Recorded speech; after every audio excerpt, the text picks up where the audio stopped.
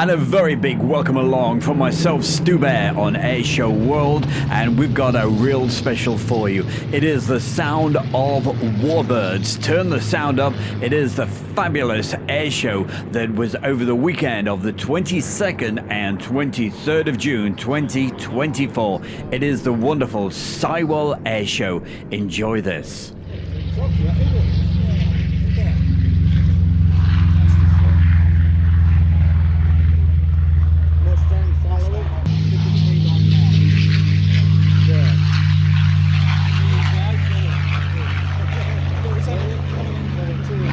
Fighter escort. So for all those jet fans in the audience, today we have a treat where we have an F-35 Lightning II, the F-35A, coming from RAF Lakenheath.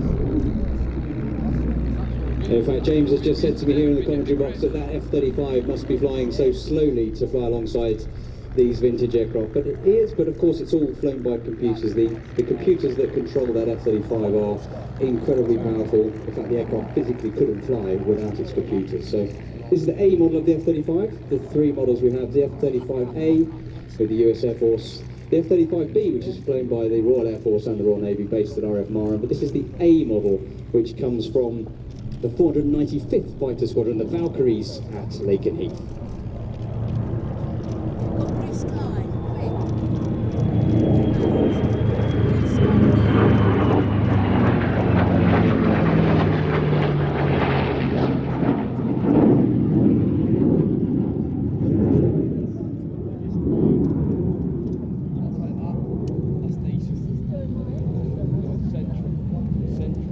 Wave to John Dodd as he taxis past in his own P-51 there, but coming in again from your right hand side, here comes our lovely formation, led by Cam in that P-47. See the vortices come off the wingtips of that F-35.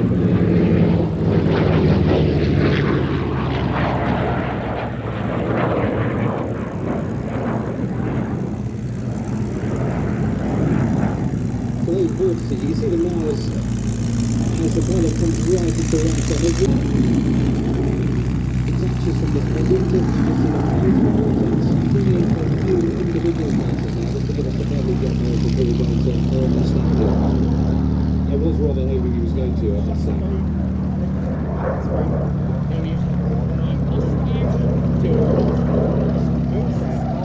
He's actually put his undercarriage down now, looking straight ahead. You can see he's configured the aircraft. He's going to give us a low approach to the runway.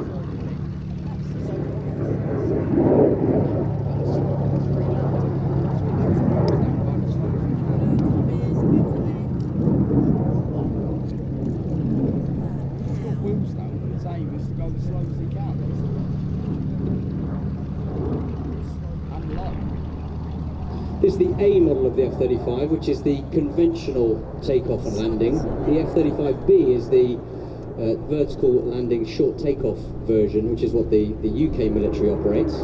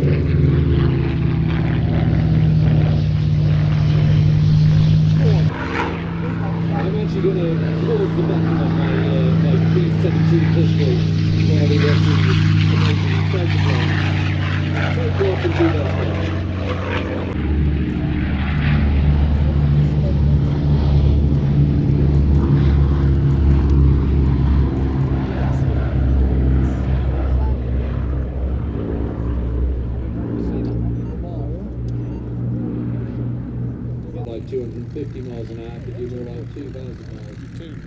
Carry a bigger...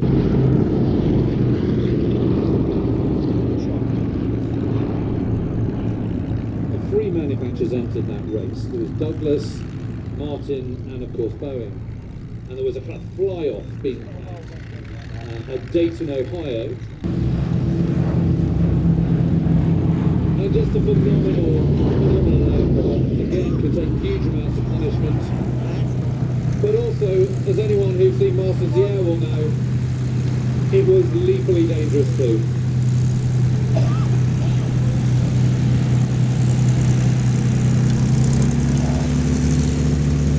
And it's 12 o'clock, 10 metres. So B-17 is coming away from the B-47. More B-51, so I'm looking on the back, still 2 on the foot,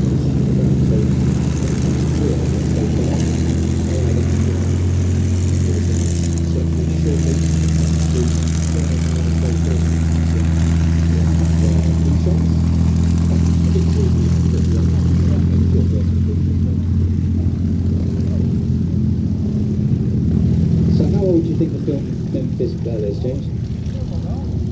Well, I actually remember going to that, seeing that in a cinema in Hull when it first came out. So I reckon it was 1989? It was 1990, which makes me feel incredibly old. I actually watched it again not very long ago.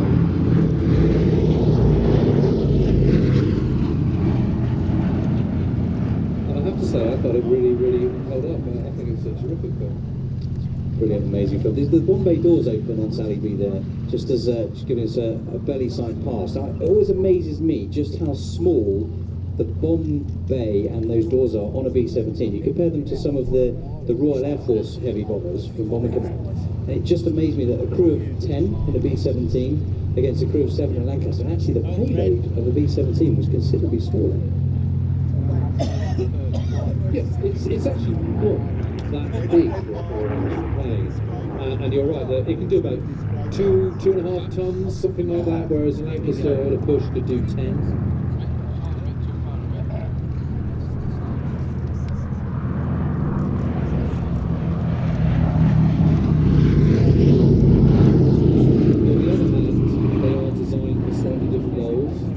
Predominantly a daylight bomber, hence the bigger crew, which is why it's got 13 50 caliber machine guns on it.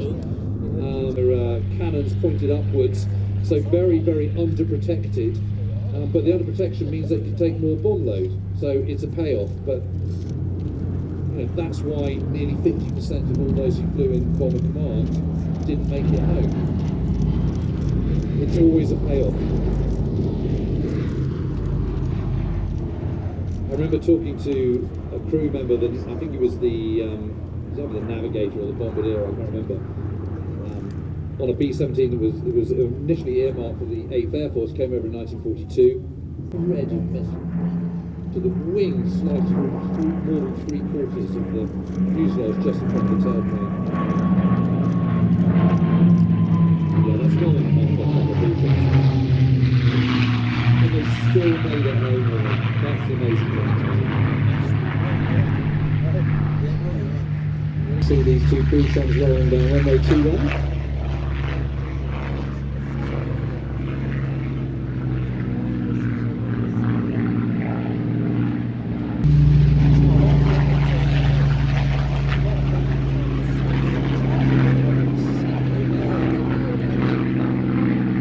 The lovely P-47 Nellie B.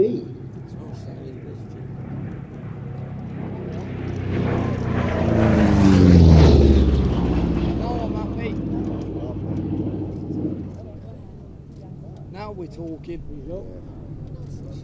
How can anyone say that's the ugly done? Honestly, it's just fabulous, isn't it?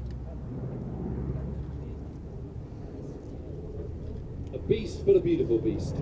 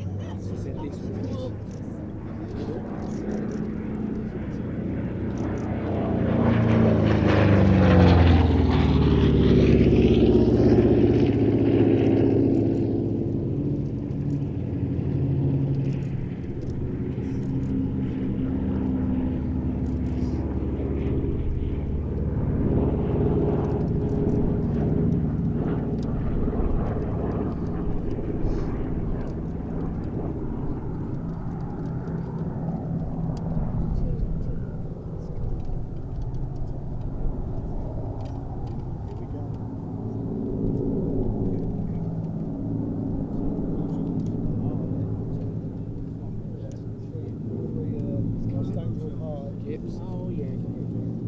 I'll dive it back in again. Exactly.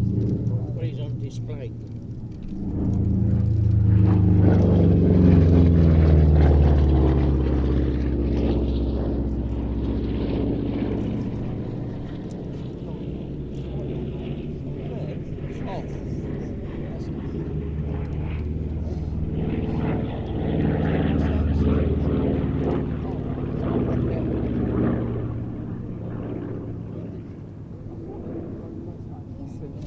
Because 56 Fighter Group, one of the most experienced pilots they had, nearly flunked out during his flying training. Radio. Was a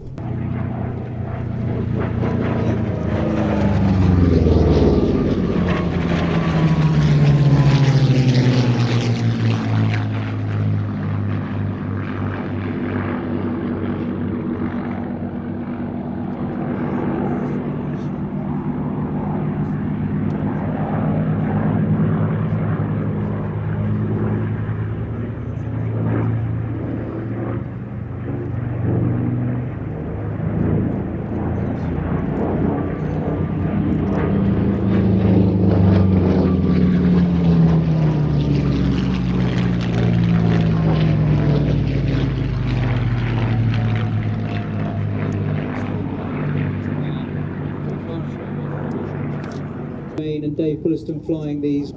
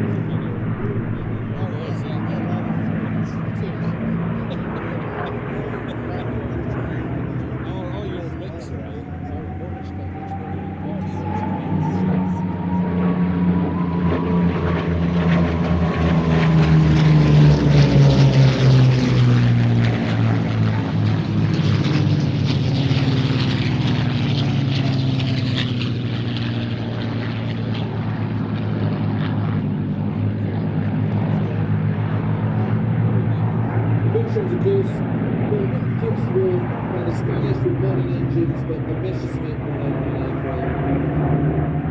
We're getting a very good taste there of what the Messerschmitt looked like, what it could do in the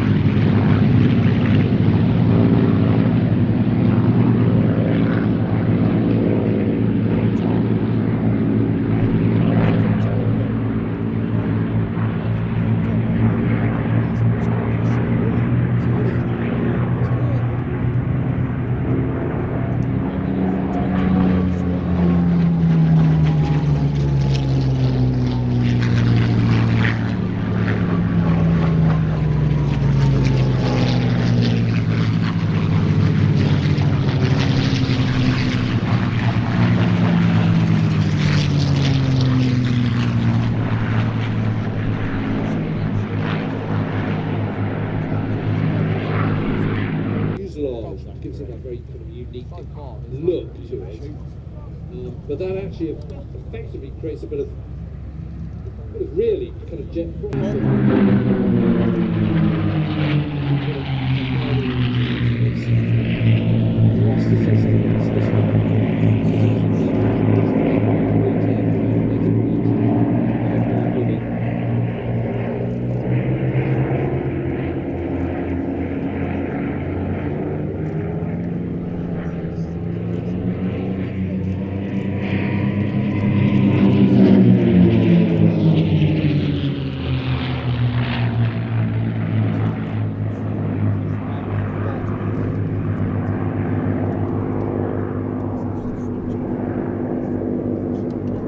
P-47 and both the Buchons now landed. Dave and John bringing those Buchons down very gracefully with a crosswind.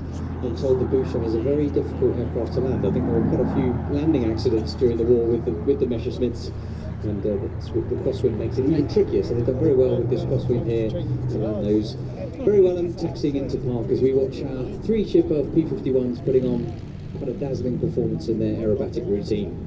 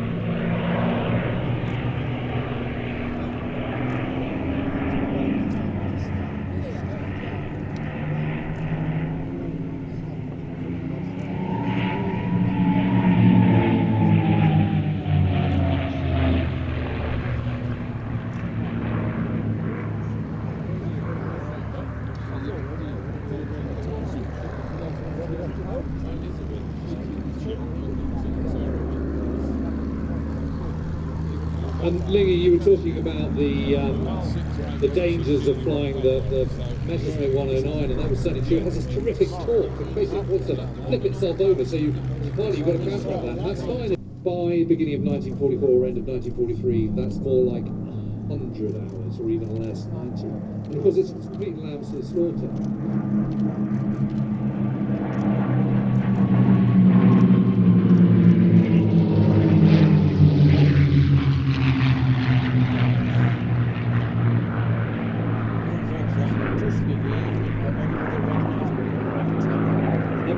So they're kind of eased into the kind of heavier combat, and of course in every single way that means quality of those fighter pilots is better, but also that they're being looked after, nursed into sort of combat efficiency much better by that stage of the war. Different colour fish in 1940, of course, when the Luftwaffe has sort of had the 109 since 1935, and there's a rich vein of deep experience from the Spanish Civil War, and hold on to those mobile phones because we've already had quite a few, so hang on to those, all your belongings, including your children if you brought them, hang on to them.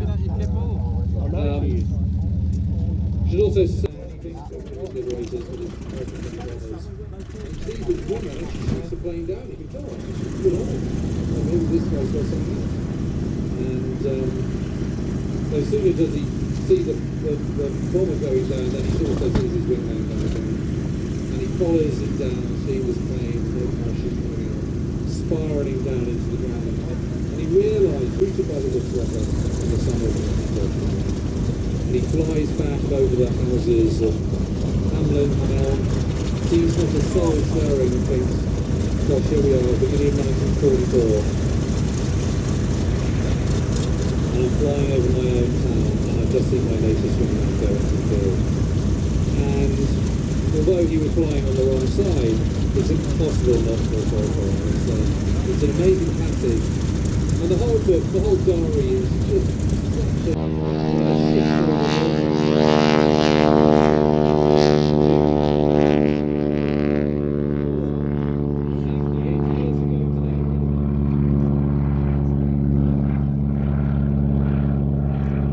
Aviation super steerman getting airborne. The normal steerman would have a 220. Straight out in front of him, at least 4G in this aerobatic routine.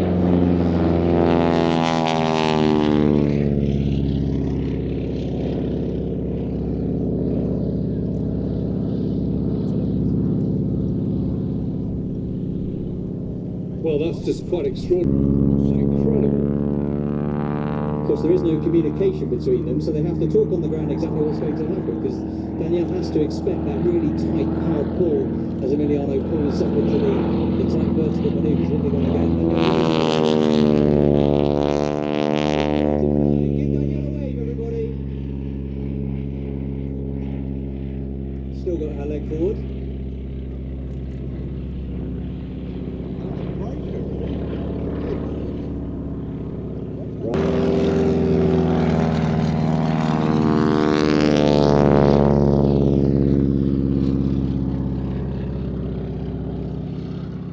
Time for Emiliano to fly even more gently. As you can see, at the trailing edge of the wing, Danielle is actually stepping down back in towards the cockpit, that rear cockpit, sorry, the front cockpit of the steerman.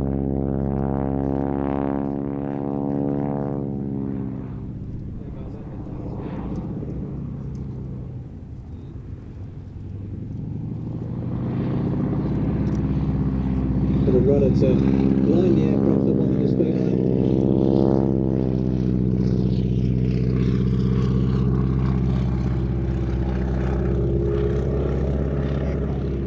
Unique for 46 Aviation, something that the other wing walking teams I've not seen do, but slow speed now coming in a bit closer as they can below 150 knots, 160 odd miles an hour. She's now standing on the wing of the aircraft.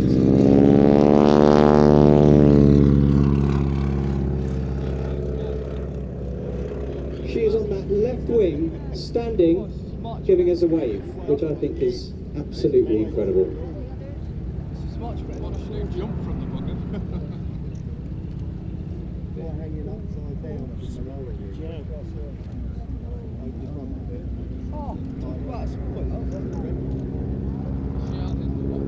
Right, Danielle's got to now. Comes in a very, very steep dive. She's now laying across the wires holding the wings there, ladies and gentlemen, pulling up into a loop as Danielle is laying between the wings with her arm outstretched. Unbelievable.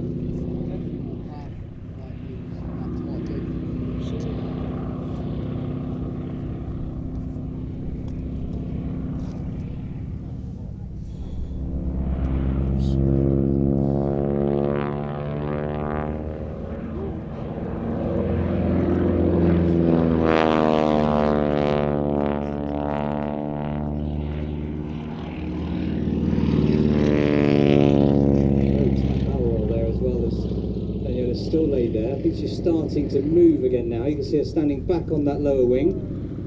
She'll start positioning back towards the cockpit, I assume.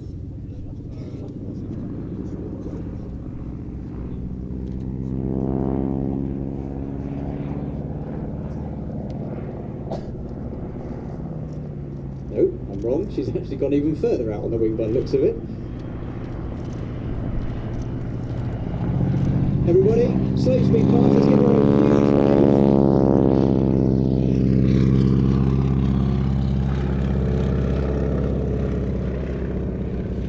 Your husband. You're telling me? Now, I think this is even crazier. Ladies and gentlemen, get your cameras out. Danielle is hanging upside down from that low wing.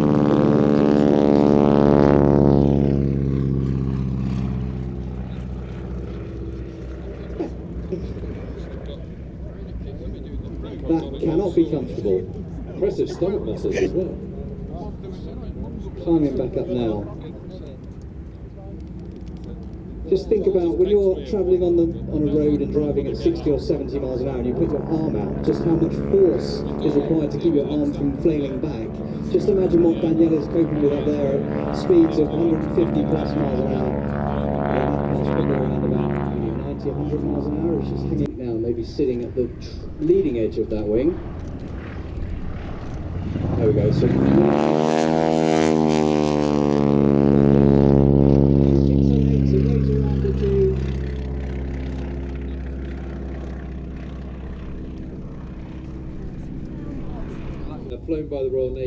certainly in operations against turpits.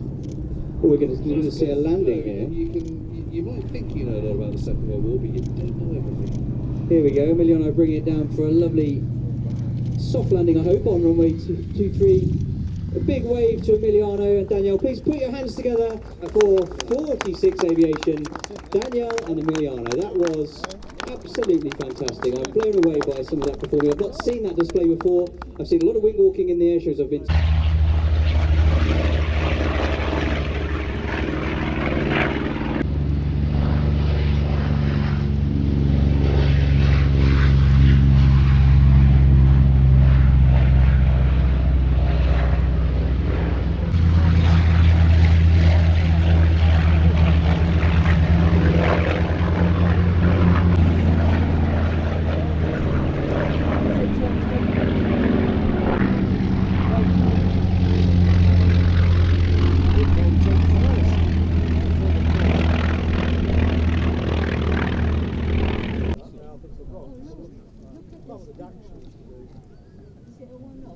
One of the things that fighter pilots often talk about their battles in the Second World War is how they're in the middle of a melee one minute and the next minute the skies are completely empty.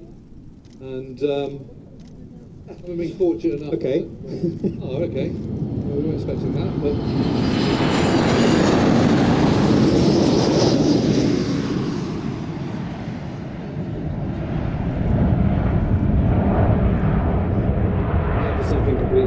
Well, they say it's all about communication, James, and we can't have any communication with the control tower because this aircraft is actually due in.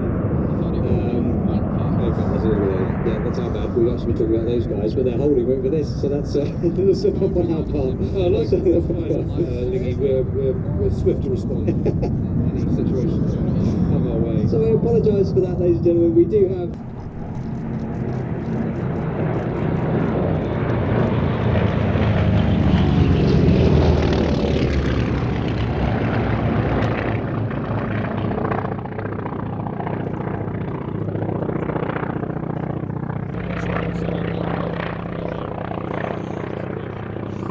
The Wildcat peeling off from the back of the formation to put on his solo performance.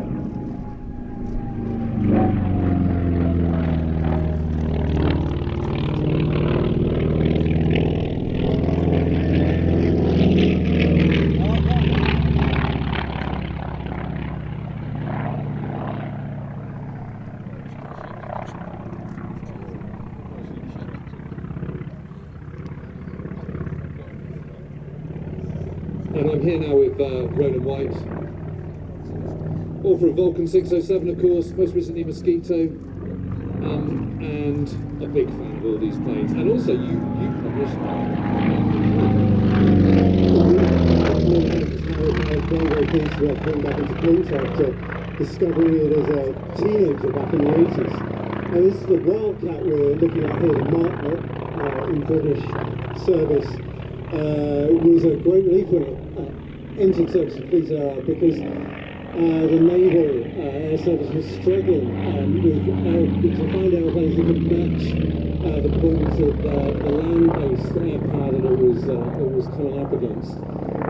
And Winkle Brown, perhaps our most famous naval aviator, reckoned the Martlet was up there with his very favourite aeroplanes. It's the machine he scored his first kills in, shot down Condor over the Bay of Biscay. Before he was on an escort. Well, he was on an escort carrier, which the first escort carrier, which was sent by U-boat shortly afterwards. But he retained a fondness for the Martlet for the rest of his life. And his performance, as James said, was not exceptional, but it was good. And that was exactly what the Fleet Air Arm needed in 1940, when it was struggling with Sea Gladiators and Fulmars, none of which could really match the machines it was pitted against. And very manoeuvrable, isn't it?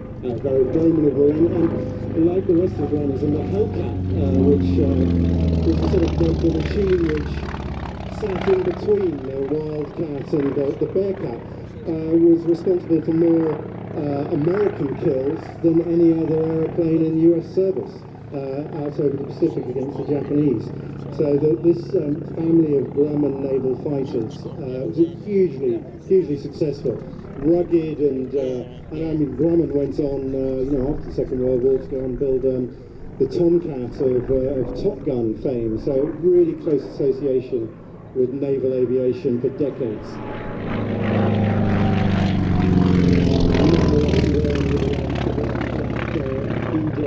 Stripes. So let's just listen to them.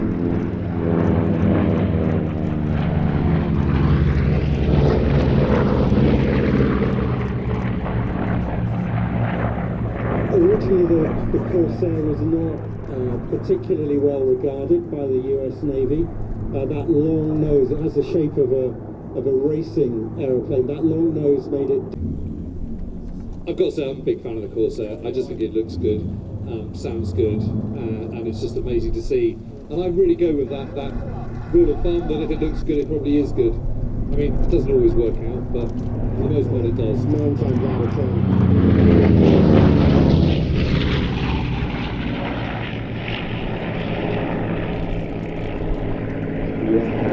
Yeah, what's not to like?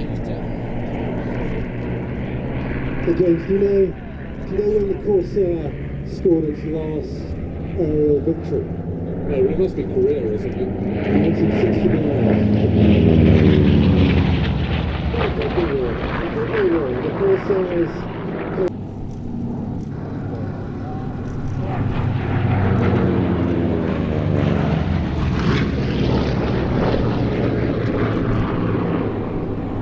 Of course, those gull wings are only that shape so that the wheels could touch the deck and clear the huge propeller that powered those Corsairs.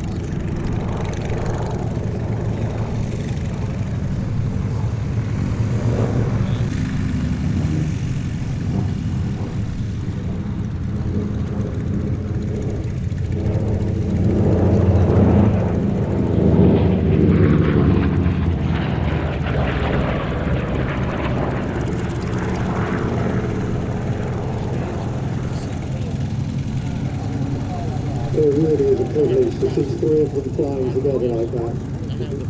Very fortunate to see them. It's just a great aircraft, isn't it? It really is.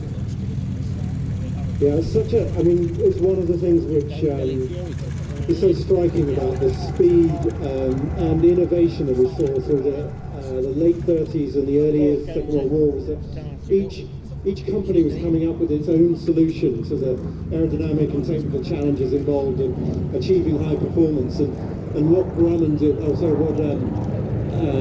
Conservative did with this is really,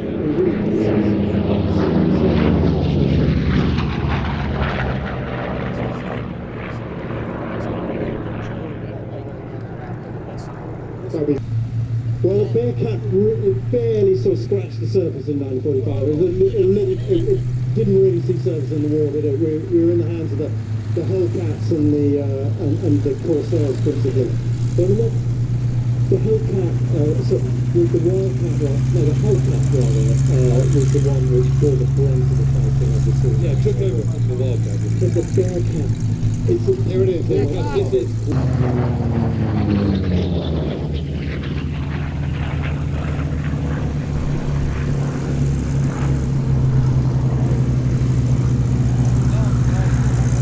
And this thing, folks, really is the pinnacle of piston engine fighter design. This, along with the CPO, really represent the top of the tree. In fact, as far as I know, the Bearcat still now holds the current piston engine world speed record.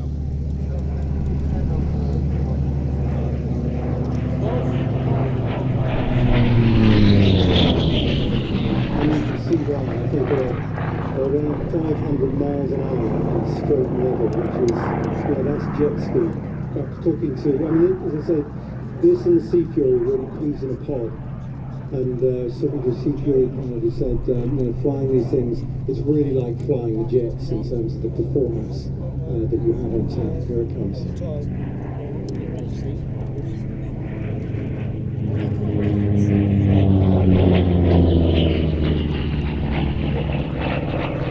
To fit.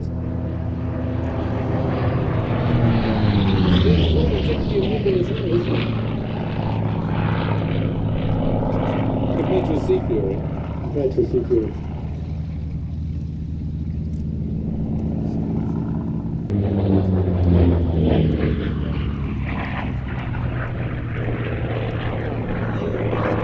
And as James mentioned, these Bearcats served all the way through into the 50s.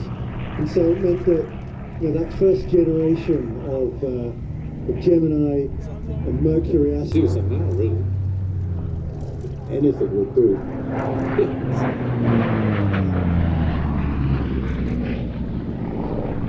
Dust down Harriers, you Bearcats.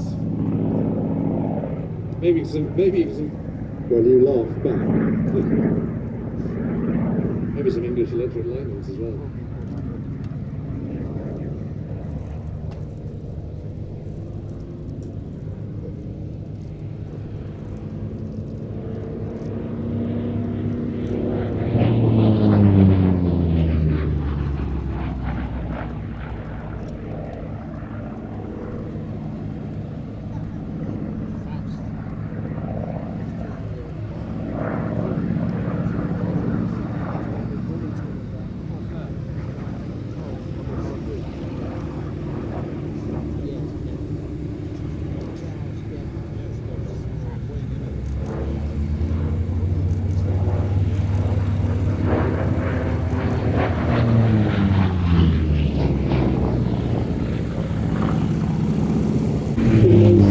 Transitional years between piston engine and Bearcats, Sea Furies, in fact particularly the C-47, which was a contemporary from both.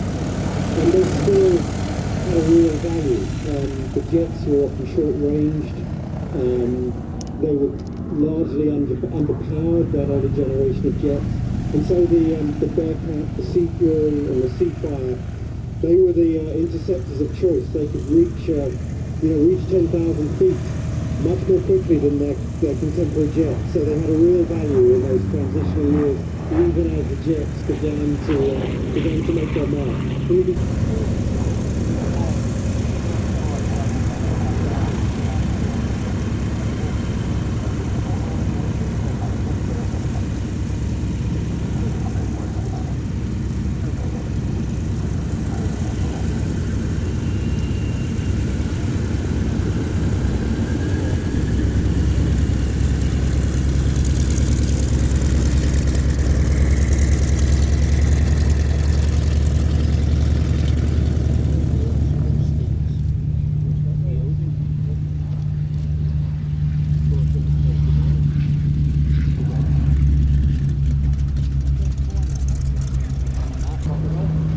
first monoplane single-engine fighter to enter service in the RAF.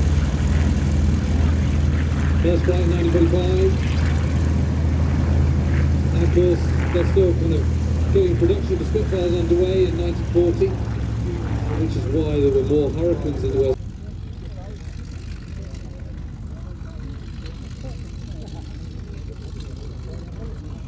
Tempest came in two forms, the radial engine one and the inline piston engine one.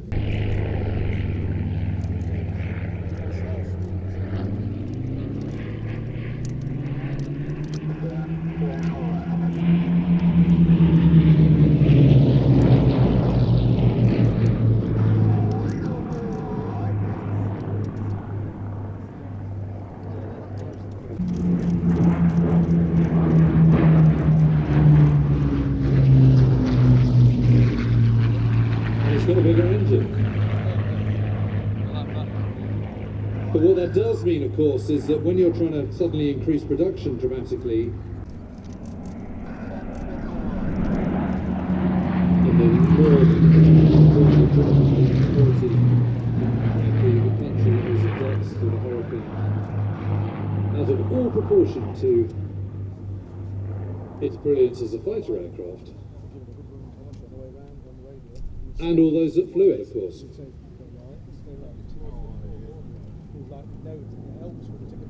Well, one of the stark differences between the Hurricane and the Spitfire is this, the thickness of the wing. If you look at the front of a Hurricane, the thickness of the profile of the wing is much thicker on a Hurricane and clearly much thinner on a Spitfire. And one of the challenges they had with the Spitfire was trying to fit all of the armament and, of course, the undercarriage, the retractable undercarriage, into the wing.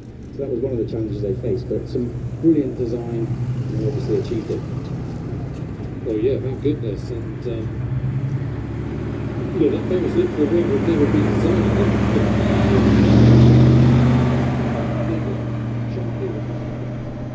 Both the Hurricane and the Spitfire are equipped with 8 Browning .303 machine guns.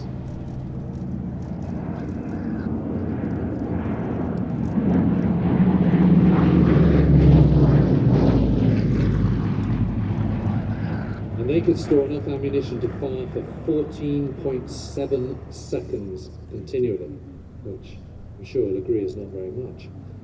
Whereas the Messerschmitt 109 had 55 seconds worth of machine gun ammunition, which obviously gave it a little bit of an advantage. So ME 109E, I should say, that MEO.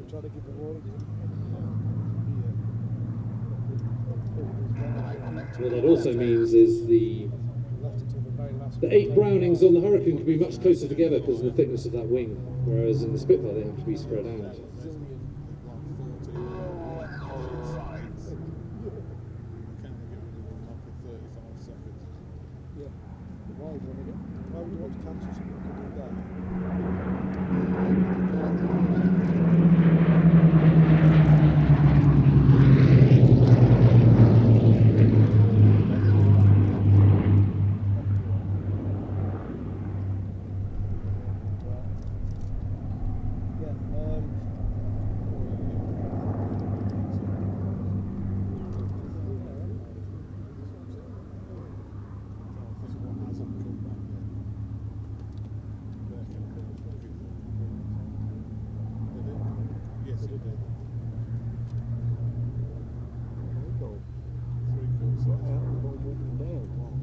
Maybe they're going to land on the grass.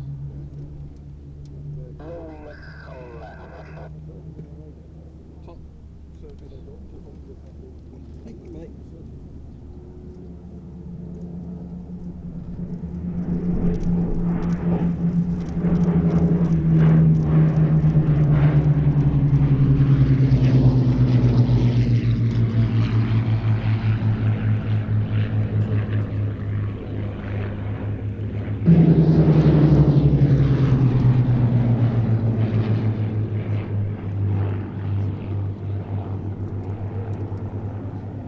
Have you got the stat in your head, the number of successful kills by Hurricanes during the Battle of Britain compared to...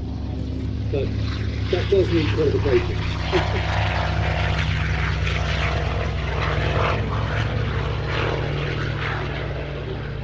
And the main qualification is that I don't think you could argue that the Hurricane was better than the Spitfire Mark 1 in 1940. It just was.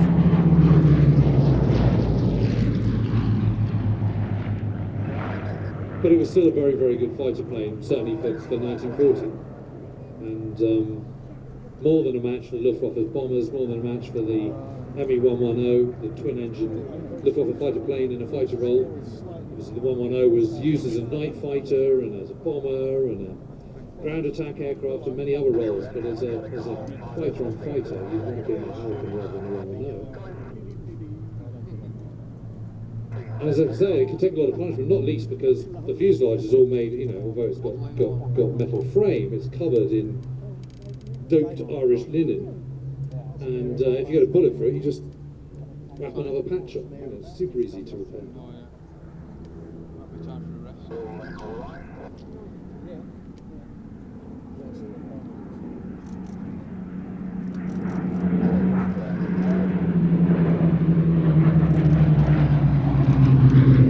The numbers count. And what the RAF were able to do and the Ministry of Aircraft Production was able to change was the by 145%.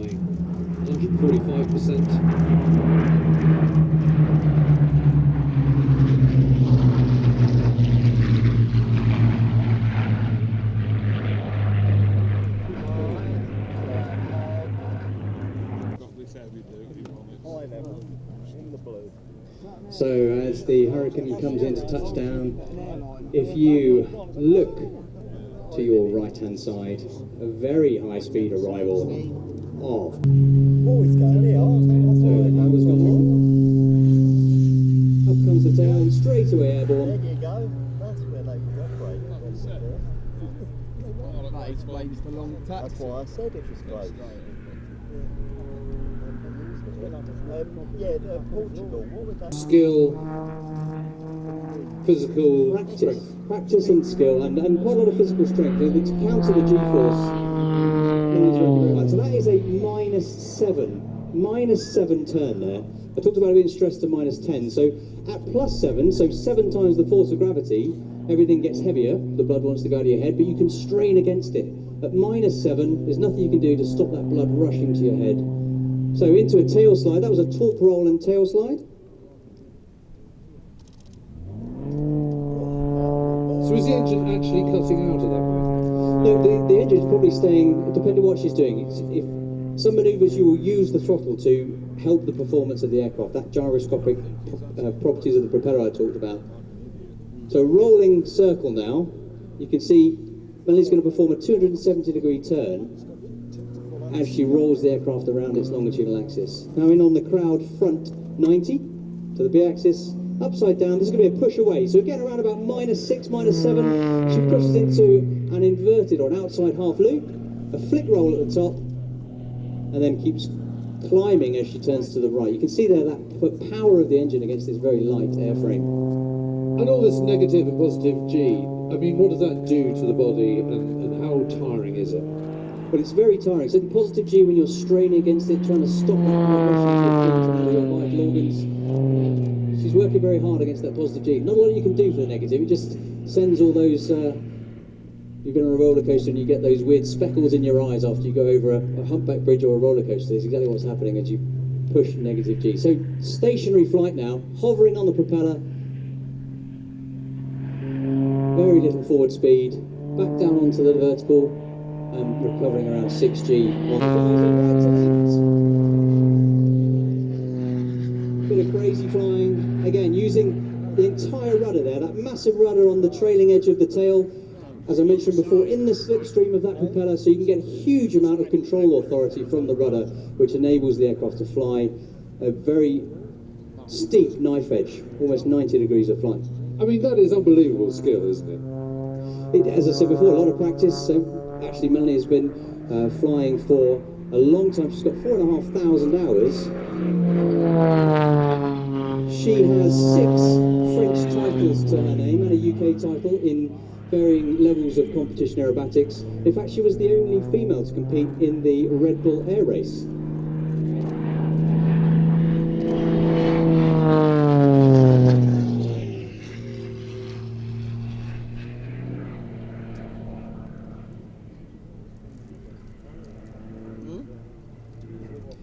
the eagle-eyed amongst you might see under the wings are kind of almost paddles sticking down, connected to those ailerons I talked about for roll control. I'll let Melanie do her next manoeuvre, then explain what they are. You can just see the silhouette of them now underneath. Those are the red panels underneath. Another wave in that dive bench. So those panels, they're called aileron spades. They are connected to the ailerons and then stick out into the airflow. So if you can picture putting your hand out of a car window on a motorway, if you held your hand perfectly level, it would stay. 12A Electra Junior.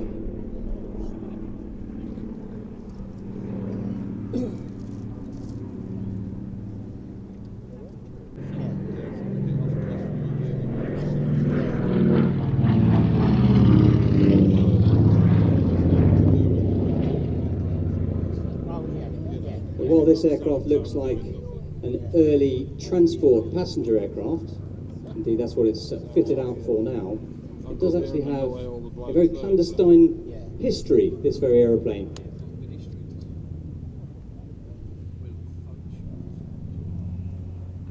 It is in fact stated that this very aircraft was the UK's first aerial reconnaissance platform. It had fitted cameras which were revealed by moving a panel on the leading edge of the wing.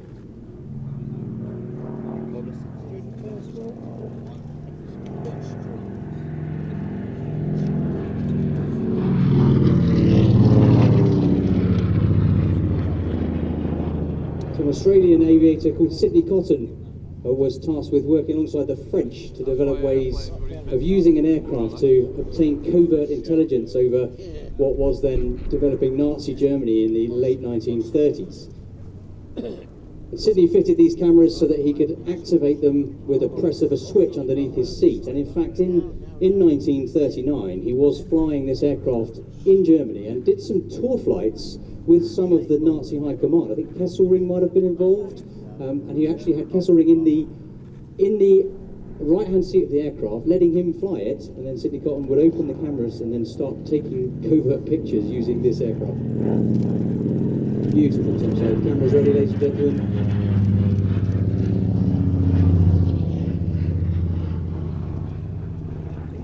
It's just a beautiful aircraft, isn't it? And absolutely conforms to the looks right, probably is right rule.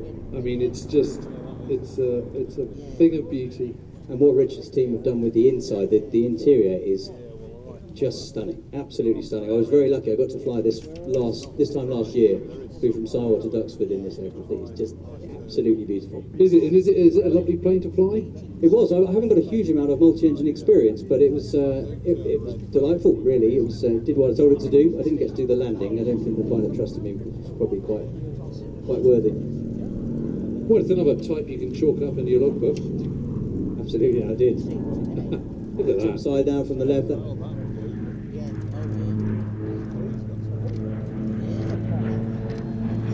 So what's the thinking behind the twin rudder? Because obviously it's safe to not least Well, what you might notice is that the rudder would sit. I just talked about it with Melanie's Extra actually. The rudder sits in that propeller disc. So by having the rudder behind each engine, you actually get more authority from the rudder. So, because of the slipstream, because of the slipstream, that would certainly help. But what effect that would have if you had an engine failure, I don't know. I've not asked the pilots who fly this aircraft. But it's to increase manoeuvrability, is it? Absolutely, yeah. Stability and manoeuvrability in terms of where the rudder sits. And why would that make a difference on a big four-engine bomber like the Lancaster? A good question. Well, there's a good shot of that rudder sitting behind the engines there as he runs in on the B-axis. If you think about surface area, so if you have two rudders of a certain size, or two tail fins of a certain size, you'd have to have one massive tail fin. So if you split them, you can get the same amount of effect, but have it over a smaller surface area, therefore a smaller fin.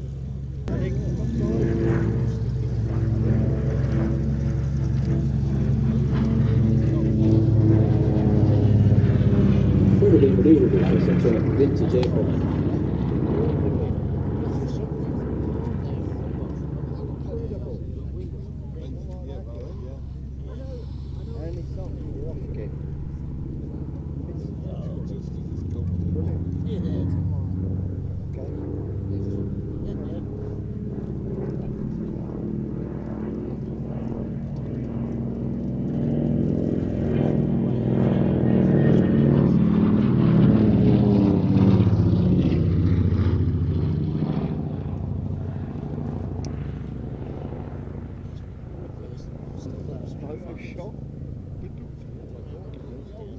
What an incredibly exciting time it must have been in the 1930s when all these incredible planes were coming out. You think of B-17 in 1935, this emerging in 1936.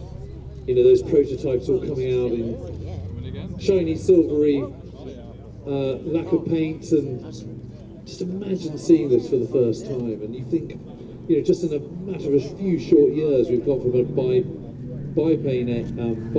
era to a monoplane one. Think how futuristic and modern that must have seemed to a civilian on the ground looking up at that in 1936 when this first flew. Vulcan, which is first sketches drawn up. I think the first sketch was in 1986, 7 something. And of course all these designers are playing with designs such as the twin rudder and twin booms that we're going to see later on the P-38 Lightning, for example. What can be done? How can you push the envelope in aviation design? What can be achieved? How can we get them faster, more manoeuvrable? All this is being flung into the mix and then heightened further by the onset of the Second World War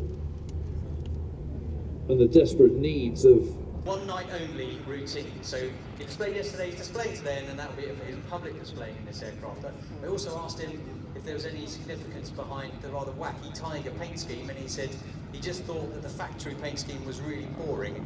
He came up with a few ideas, and as it developed, it got crazier and crazier, and ended up with this Tiger paint scheme, which his wife calls Tigger. And we had some music for Melanie. Steve hasn't asked for any music. I did think about putting the Winnie the Pooh Tigger song on, but I didn't think I'd be an experimental pilot. I'll talk you through hopefully what I see him doing. His Gateway GB1, which should be rolling shortly on the hard runway.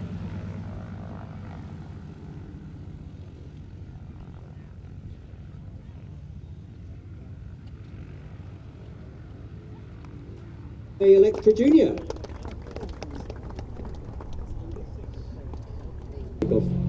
Something you might notice about this aircraft compared to Melanie's, 4-bladed propeller instead of 3, which will make it slightly quieter. Smoke on, very light aeroplane, lots of power, straight up into a half loop.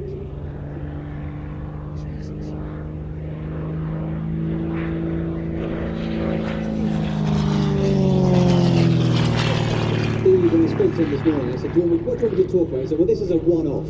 So I'm not going to display this aeroplane except here at Sywell. So you're getting a very unique treat this afternoon.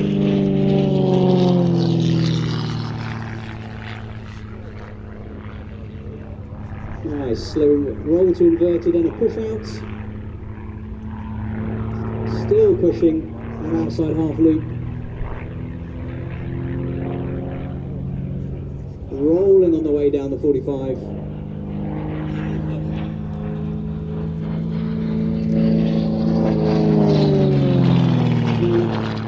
I asked if the aircraft had a name, and his wife calls it Tigger, for fairly obvious reasons.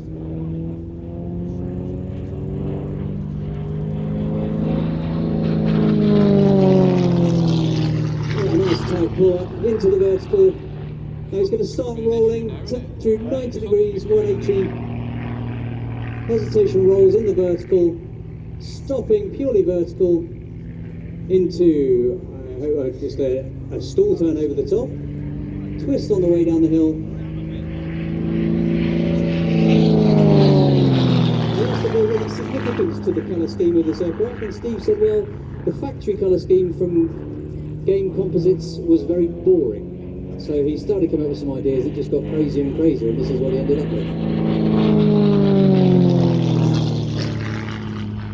See how tight Steve's keeping this display. Into the vertical once more now, rolling left. This is called a torque roll. Now that engine producing a lot of power, that 4-bladed propeller, when he gets to the top, obviously there's no authority in the ailerons, but the aircraft keeps rotating just through to the reaction to the torque of that engine. Now into a flat spin. Rolling out back onto the display line. To that torque roll, the aircraft's rolling because of the torque power in the aircraft, in the torque in the engine. Pushing over the top of that vertical climb. The negative G of the top, probably to 0 G. Onto the 45, some rolls on the down line.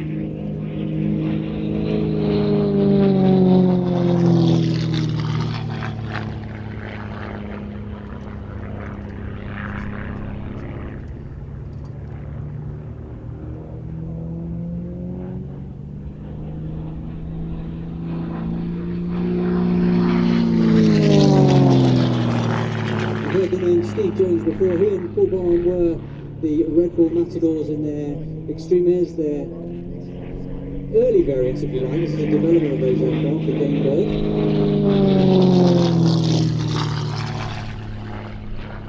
The slow roll, climbing over to look into inverted on a push. So this is a bit of a hybrid, really, an aerobatic airplane, but also a tourer. I'm told the range of this aircraft is around 1,300 miles when you put fuel in the wings. So incredible airplane to take all around the world, and you always have to some weekend gagging so you can go and have fun and also do some touring at the same time. Very light airplane, developed by a chap called Philip Steinbach, who was in Lincolnshire to start with, and now he's moved over to the States where Game Composites has been established, and they are producing a large number, I couldn't give you the figure I'm afraid, but a large number of these airplanes. The order book is full for these airplanes, and you can see why.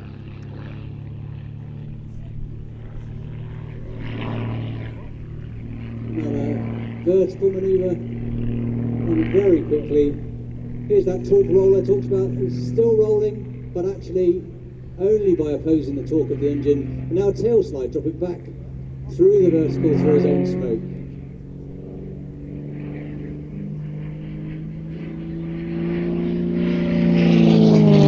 Probably heard me talk about the control surfaces, the aileron, rudder and elevator. Oh, that's tumble there, that's to our right. The elevator's rudder and elevator, or ailerons, all within the prop disc. In fact, the ailerons on a Gamebird are far bigger than those on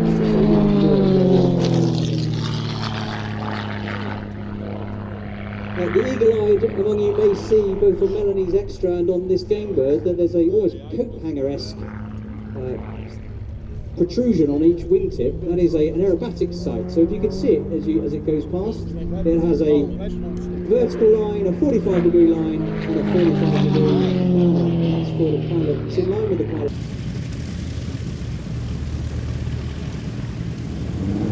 Here he comes, right to left, taking off on the hard runway, really nice and low start.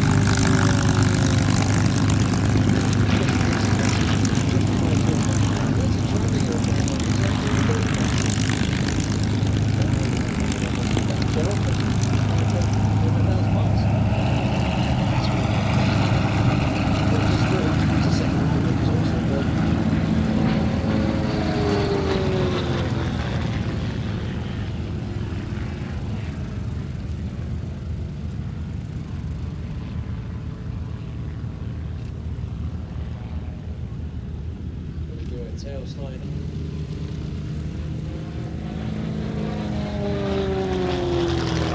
There's a lot quieter with that formally developed. So we talked about hours and hours of practice. You're going to have to do it over somebody's house, so formally developed, make sure that they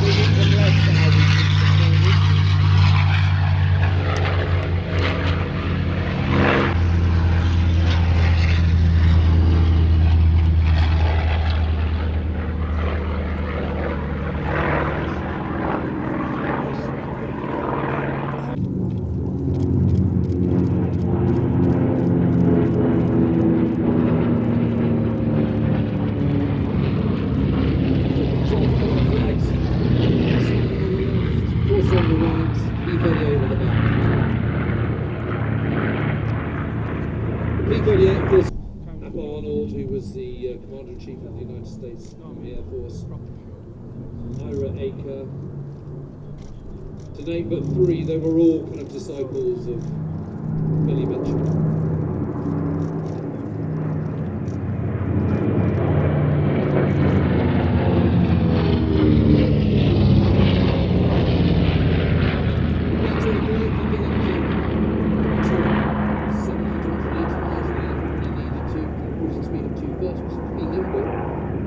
Very versatile.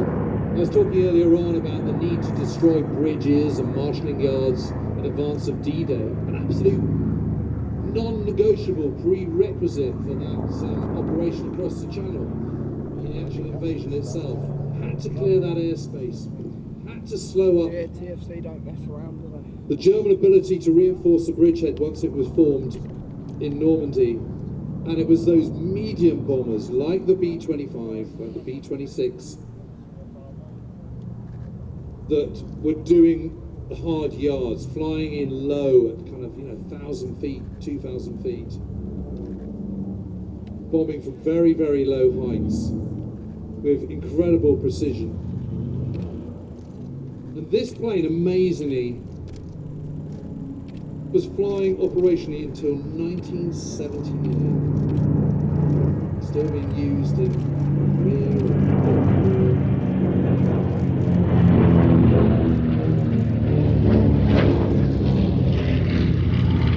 Breaking away to do his own display now. Were awesome, particularly so in the second part of the war, when Allied air power was really ruling the roost. Served all around the globe, all theatres, Italy, Africa, Far East, of course Northwest Europe as well.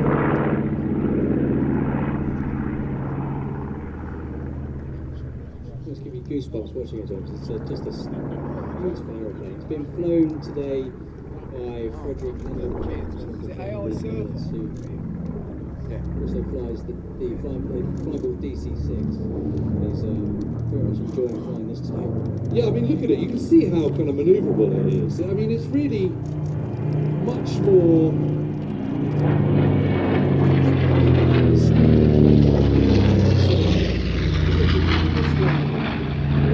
Delicately, isn't it? You know, I see that and I just think of these planes flying in formation over France, I don't know, early May 1944, ahead of the invasion, to attack some bridge over the River Loire or something, coming in low. And the amazing thing is that these bombers, these twin-engine bombers like the Mitchell, destroyed every single bridge over the River Seine.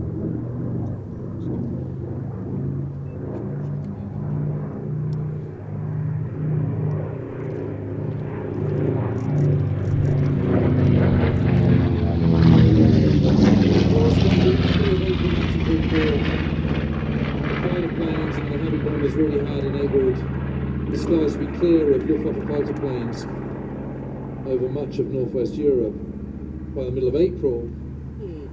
The biggest danger to these planes flying in the weeks just before D-Day was really from flak anti-aircraft guns on the down below, and of course if you're operating at such low heights you've got very little room for manoeuvre if anything goes wrong.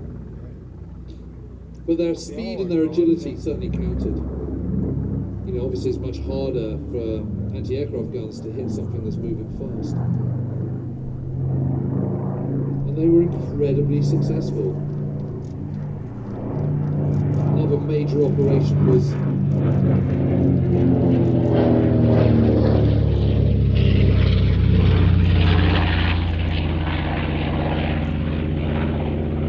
Operation Strangle, which in April 1944 in Italy ahead of the last major attack yards, and yet again the Mitchells and the other medium bombers were mainstays of this, operating very successfully in the Mediterranean.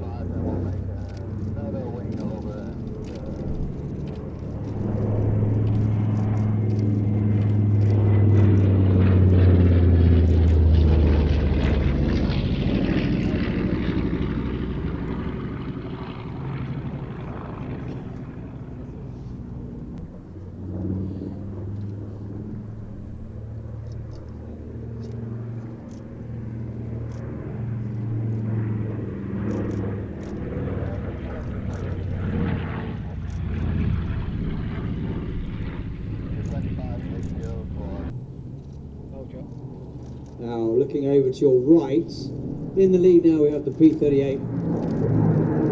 Pulling up into a three-ship loop with that P-51 on his left wing and the Corsair on the right. Amazing formation as the apex at the top of the loop.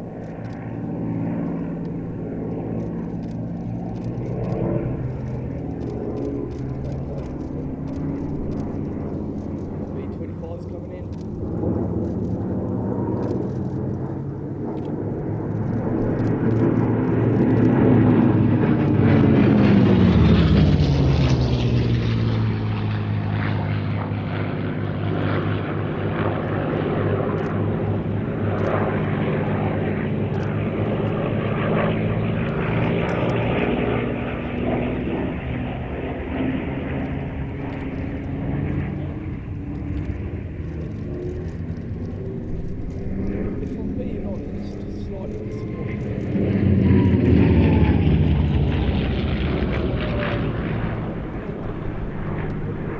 The sun popped out just the wrong time there, certainly for all you photographers trying to get that second formation loop.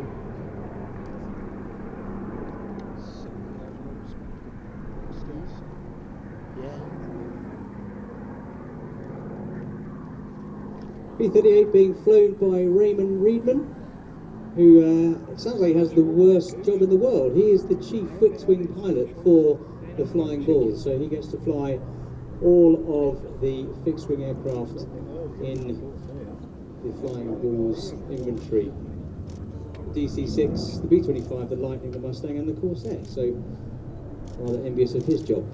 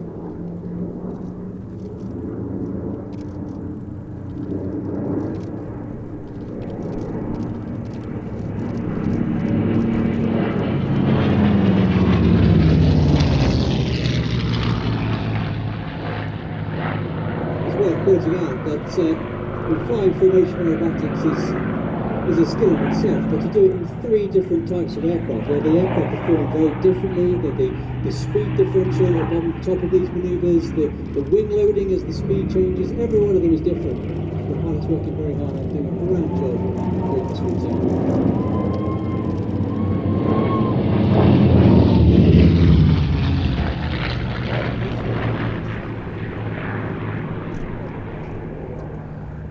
Expertly piloting the P-51 is Eskil Amdahl. Eskil is a former Norwegian Air Force test pilot and latterly Airbus test pilot. So he has flown the F-35 Lightning, the F-16, the F-104 Starfighter, the Sea Fury, the Eurofighter Typhoon, and even the MiG-15. So definitely got a logbook with lots of different types. A very, very experienced test pilot. He's on the left wing of this formation, flying that P-51.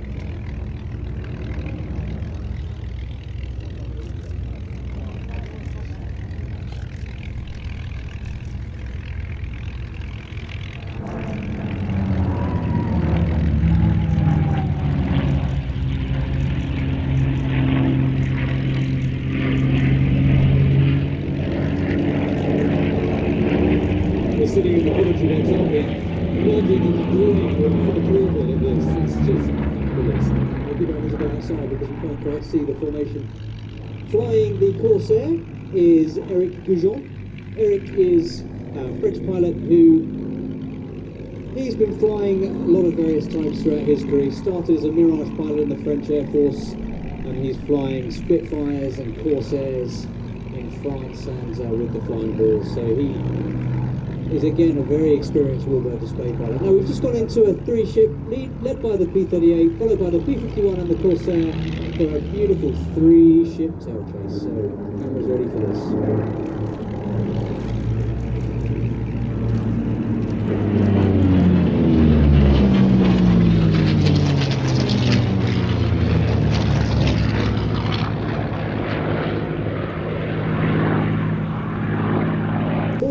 Than the P-38 to try and cut the corner and prevent him going longer. As he rolls out, slightly above him, it's called lead and lag, and it was definitely a dogfighting principle during the Battle of Britain, Second World War.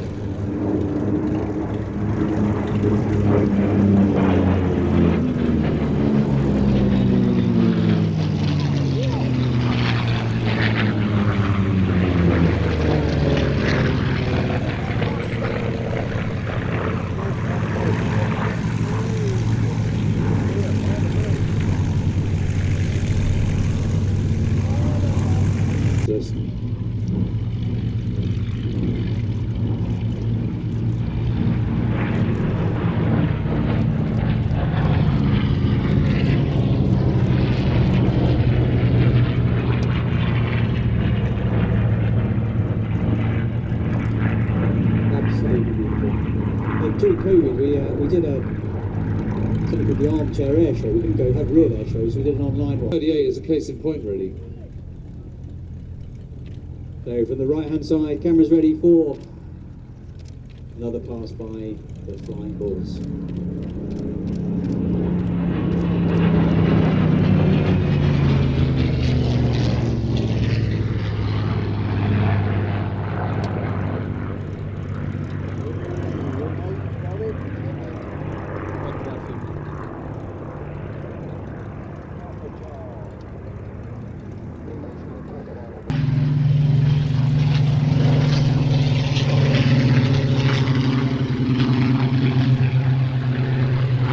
See there the P-38 weaving on finals there, just extending his ground track to enable those Spitfires to get airborne, because they were occupying the runway. He wants to touch down, so he's just weaving on final to extend that ground track before he comes and touches down. Now the Spitfires are cleared.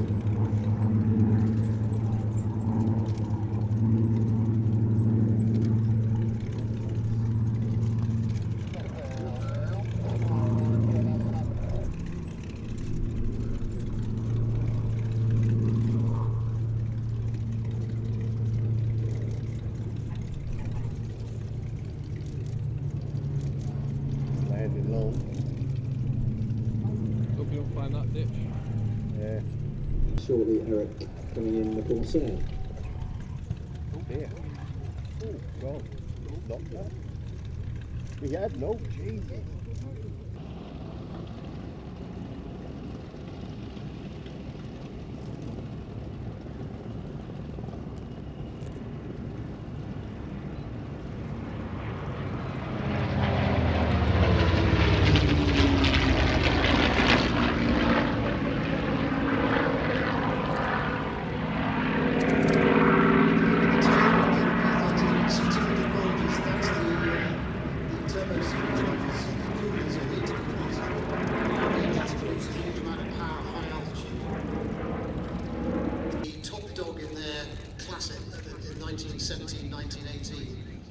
As with all air warfare, since air warfare began, it's always a fight between powerful engines, streamlined aerodynamics, and put the two together.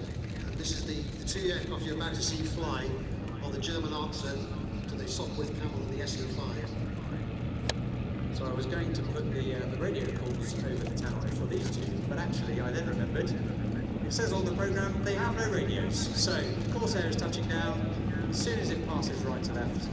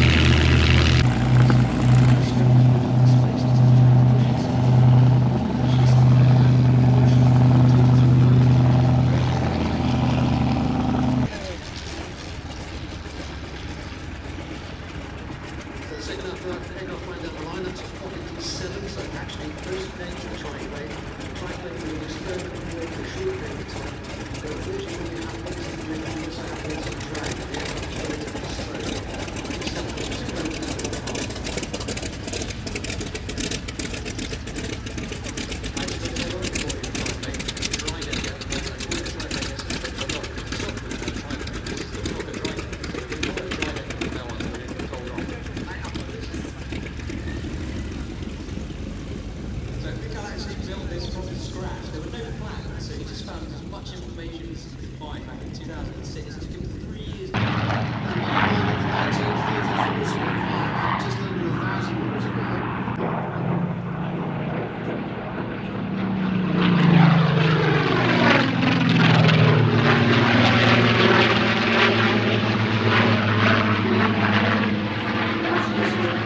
It's amazing really because the Fokker triplane is one of the most famous planes ever built and certainly is synonymous with, and in May 1918, by that point, the plane that is coming into service is of course the Fokker D7, which is the biplane you see following it.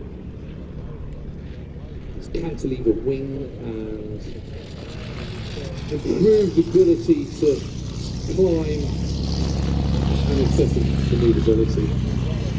In actual fact, once Rick Tobin was killed in April 1918, the person who took over as commander of JG1 was none other than Hermann Goering.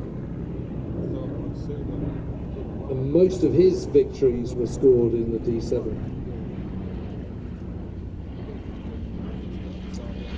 Top speed of the triplane, about 110 miles an hour. Top speed of the D7, about 120 maybe on a good day. But they're still pretty nimble. I mean, looking at these now, Mike, as a pilot yourself, I mean, what's your sort of thoughts? What do you make of them? I think they look very fragile. Don't they just? Quite alarmed to be fighting it, pulling it around a corner. And they were in the early days of aerial warfare, so the pilots didn't really know about the effect of G-force and all those things, so it's amazing to watch. There's a lot of fabric, a lot of wire. You're right, they do look incredibly jumpy, don't they? In the early days, they were having to pull the trigger of the machine guns reaching out of the cockpit while they were flying. Well, in actual fact, one of the problems with the triplane is that machine gun butts are very close to the cockpit, and coming into land was quite tricky. And on those sort of rough grass airfields, it's quite easy to jolt yourself and bang your head on the machine gun butts. So he took it back to their plant at Ferret and told Reinhold Platz, his chief designer, this was what was needed. He wanted a Fokker triplane as well. The first prototype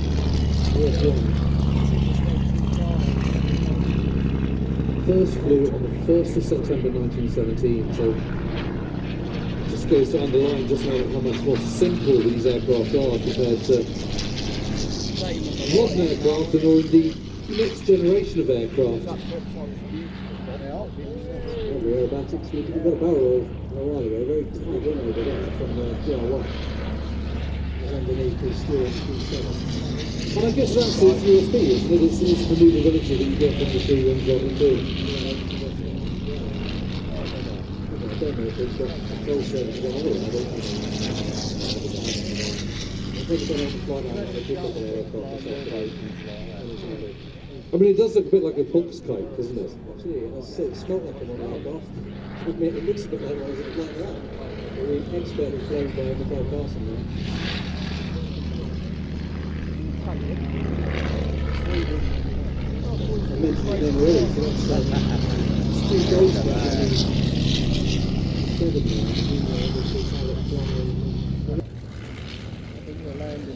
now. Just giving us a slow speed pass now. The engine just using the throttle, making sure the engine doesn't stop just by pumping the throttle there is what it sounded like before he climbs away. Now he's touching down as into wind as possible. Just look how short the landing roll will be. No tail wheel like on some of the just a tail dragger. Tail dragger. It's quite literally a tail dragger, just a skid at the back there. No brakes on his aircraft, likewise with the Title 3. The Maximum 109E could climb faster than anything else, it could dive faster than anything else, it could pack a bigger punch in the combat zone. And what a difference that is to this kind of aerial fighting, where it's all about manoeuvrability. By the Second World War, with these much faster stressed metal monoplane aircraft, that's not what it's about. It is about manoeuvrability, but it's also about ability to climb, dive, pack a mass. With these 2 planes, the excessive manoeuvrability of the triplane, followed by the greater climb and also high manoeuvrability of the D7. And you see the sense that with the advent of the D7, just as production of the DR1, the triplane here is coming to an end, you see one kind of step forward taking over from another. Fabulous to see, though. You know what, I've really enjoyed that. Just Yeah, how you tight mean- that display was. Just really gracefully flown, fantastic performance. So ladies and gentlemen, please put your hands together for Mikael Carson and Stu Goldspink in their Doppler DR1s and D7s. Just marvellous. Huge place in the hearts of, I'm sure, of everyone who's here today. They are amazing aircraft, a wonder to the Spitfires as well. Increased horsepower, and of course the fact that you can have these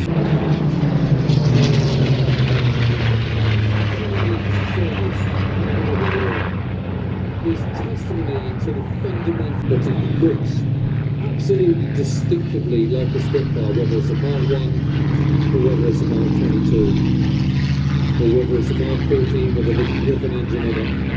The elliptical wing is cut off. The amazing thing is that, of course, one of the picture is rightly lauded as 14s.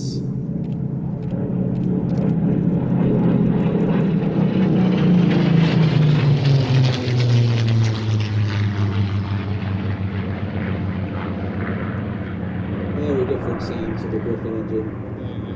FR fighter reconnaissance, so the fighter reconnaissance version. For those who saw the aircraft taxi out from the flight line, big porthole windows on the sides of the fuselage for the reconnaissance cameras, but they're also armed, whereas one of the other aircraft that just got airborne was a PR-11, so a photo reconnaissance wasn't armed at all, just a photo reconnaissance aircraft, unarmed. But this is an FR, the fighter reconnaissance version. and it's important to remember that it wasn't just Mitchell, there was a team of designers.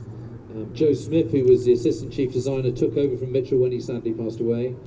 Beverly Shenstone and Al Faddy.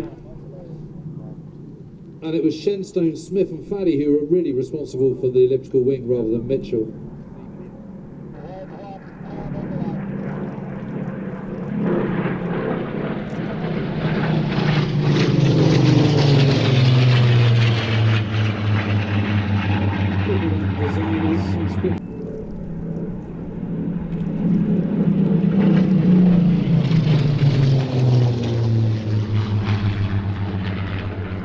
What sort of speed are they doing there, Mike? It's around sort of 250, 280, somewhere between. Aerobatic so far that you can hear the on the radio. The other 7 are joining up into formation. We're going to get a real treat of a 9-ship flight.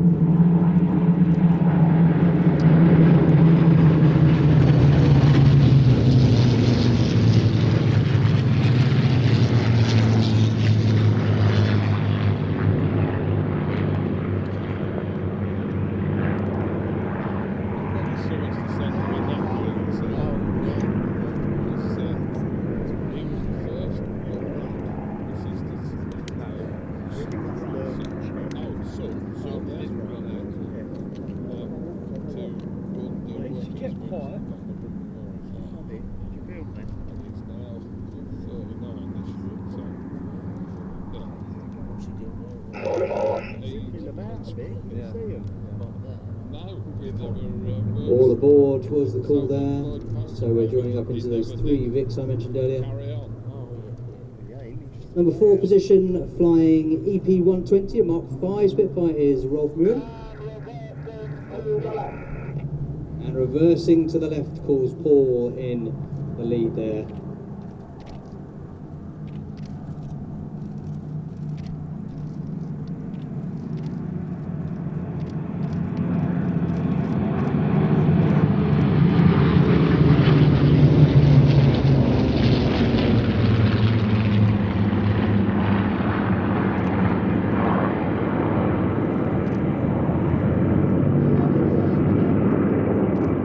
Letting it out a bit, you heard Paul on the radio there, letting it out is he's just releasing the back pressure on the control column, so less G. So he's catering for the wind there. What he doesn't want is the wind blowing the formation towards the crowd and coming closer than he's allowed, as dictated by the rules from the Civil Aviation Authority. So letting it out a bit, as he said, around the back, which means he can fly the formation without getting affected by the wind and blowing over the crowd line. And now tightening, that's the opposite. He's pulling back on the stick just to put a little bit more G and tighten the turn to complete this flight past.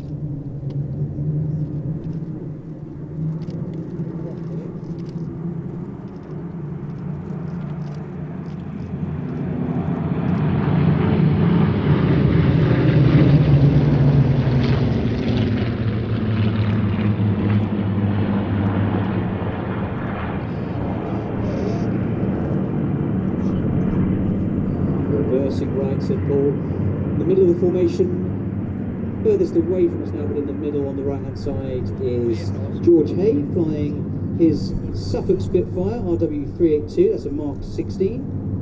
And on the left wing of that middle formation is Ben Cox flying in ML407, known as the Grey Spitfire, two-seat version of the Mark 9. Leading the back three in a Mark 9 is Dan Griffith, and then he's joined by Alex Smee and Bryce O'Hain in the FR14s.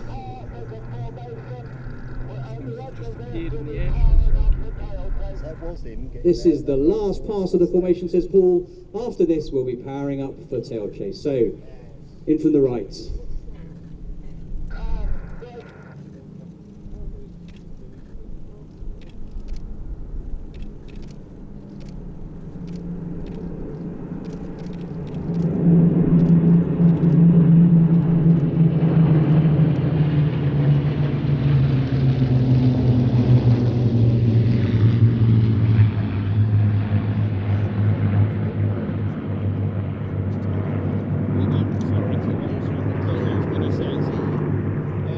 Pretty doing good. I've got goosebumps. I'm sure many people in the audience have goosebumps too, but that sound is incredible. Truly magical.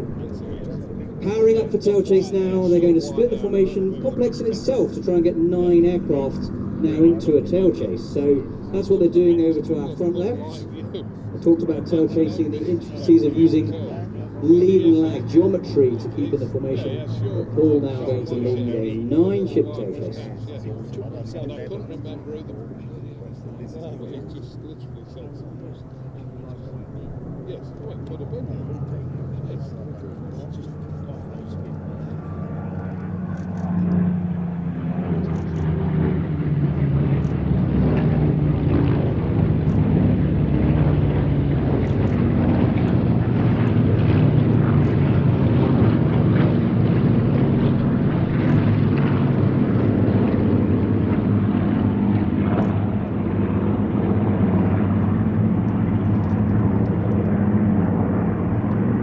Doesn't look real. It looks like one of those Photoshop pictures where you see one aircraft and time stills of the photos, but it is real, ladies and gentlemen.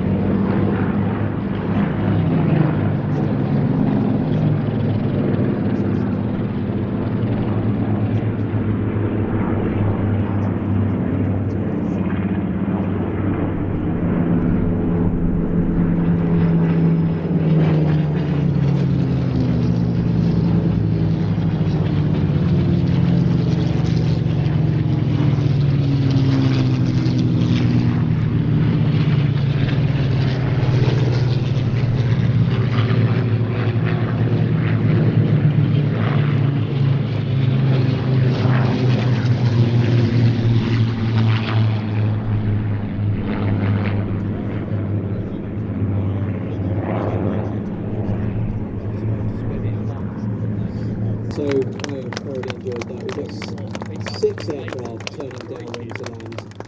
But behind us, 3 have formed up.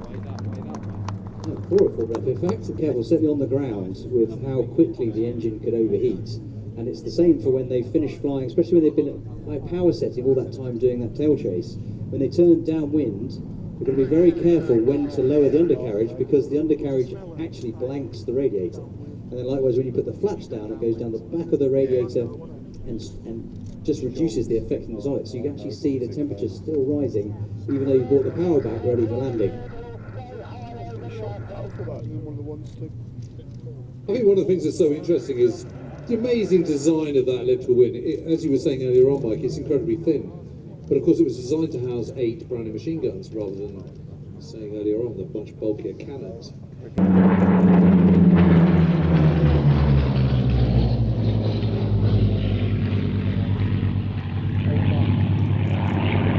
I'll come back to the wings in a minute. Let's just watch this for a minute.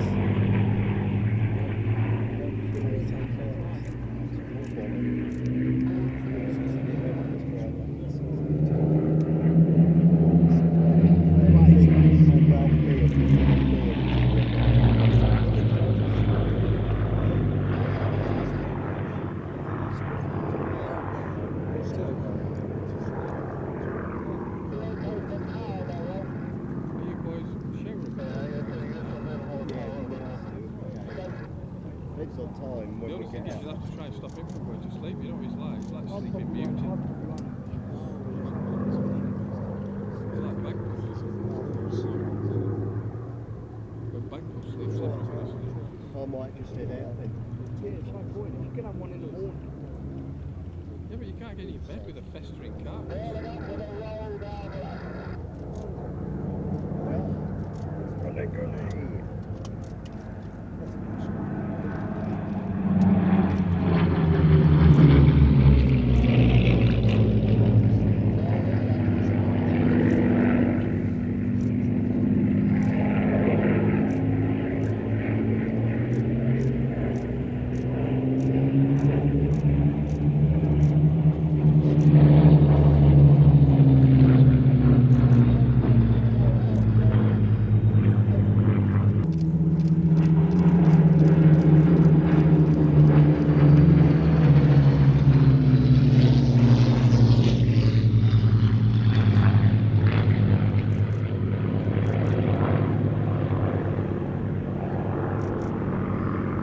Expertly flown, led by Paul Bonner on MH434, Nick Smith in the number 2 position, and Ralph Moore in the number 3 position for some 3-ship formation aerobatics to MH434, right to left. ML407, sorry, the great Spitfire, flown by Ben Cox, showing off those D-Day invasion stripes, those black and white stripes. She's been painted in those this year to recognise the 80th anniversary of D-Day.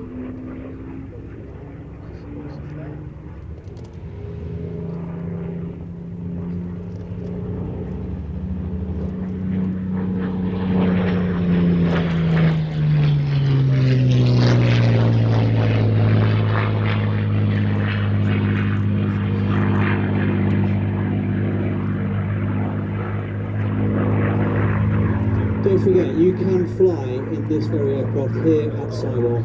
Warbirdflights.co.uk. The back seat gives you a feeling of what it was like for all those pilots during the Second World War flying the Spitfire. You will have a magical time. It's a true honour to fly this aircraft and to give those passenger experiences, and the number of people that get emotional is astounding. Yeah.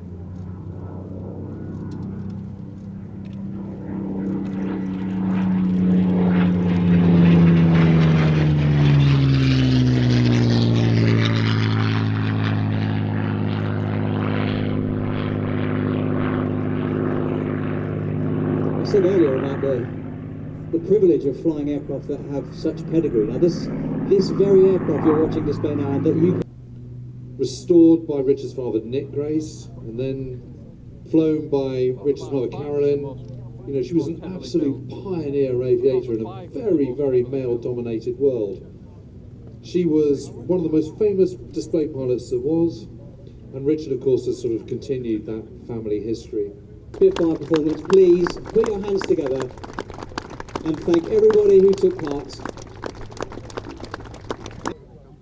Sywell, please put your hands together. Give a huge round of applause. It's the 2024 Royal Air Force Aerobatic Team. It's the Red Arrows!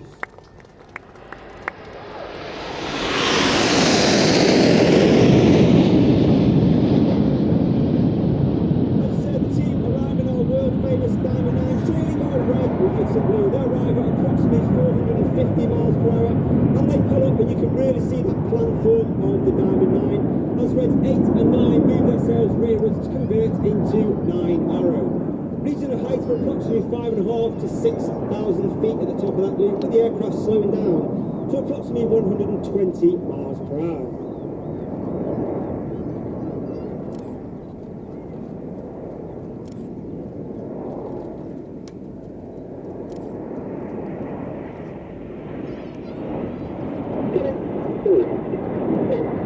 He was also a qualified flying instructor on the Tucano, where he was the Tucano display pilot in 2012. There are actually 11 pilots in the Red Arrows. Reds 139 performing for you today is myself, Red 10, former Tornado G-AFTL pilot, former qualified flying instructor on the Hawk T Mark II.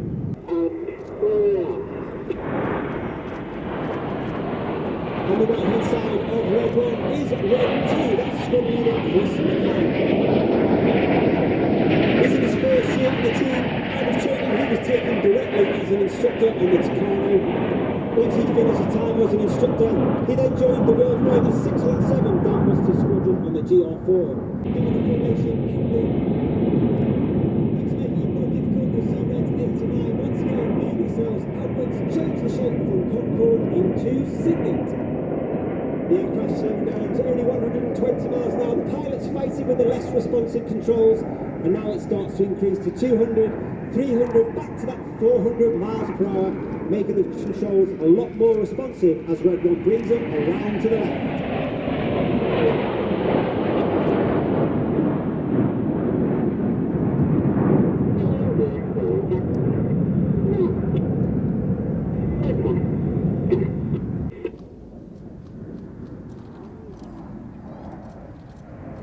In the middle of that right-hand wing is Red 4. That's second. He was Red 4 last year, and he remained as Red 4 and took up the position affectionately known as Uncle Enid. The dynamic Tornado.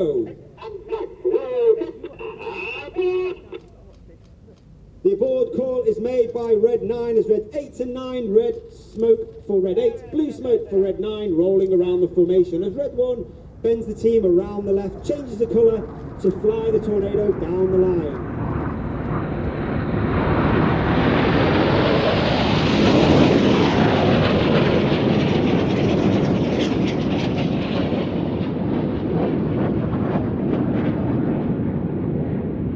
In that particular movie, you'll see that the aircraft are flying with their air brakes out. There's a small door at the bottom of the aircraft towards the rear. This has a twofold effect. It makes the pilots fly with a higher throttle setting. Yeah, well, that's what I reckon.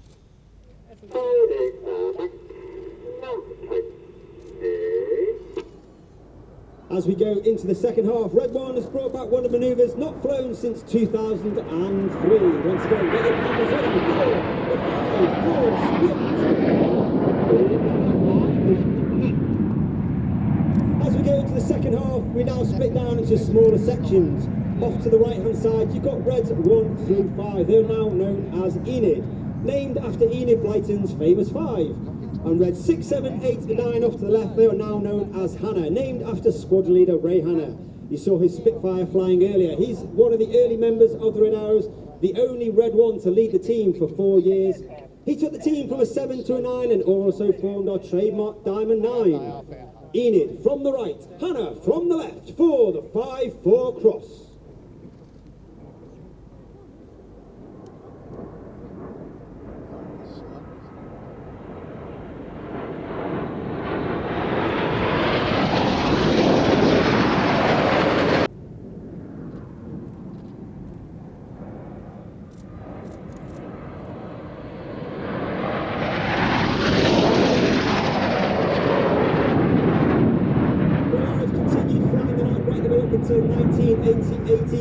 took control of the Hawk T-Mark 1, which is still the aircraft that we fly today.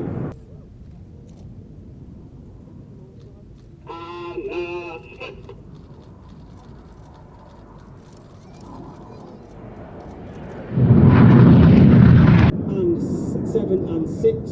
And on the Typhoon, he flew with 11 and 12 squadrons at RAF Coningsby. Each pair will now dive down to approximately 100 feet above the airfield. They have a closing speed of over 800 miles per hour, looking to pass each other within only 30 metres, that's 100 feet, wingtip to wingtip. Get your cameras ready, this is the Hannah Pass.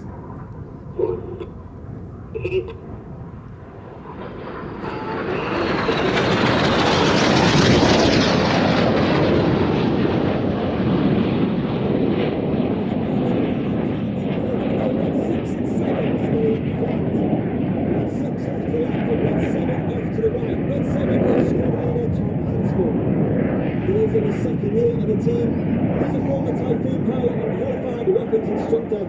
Each aircraft now turning hard as they complete the manoeuvre called Cyclone.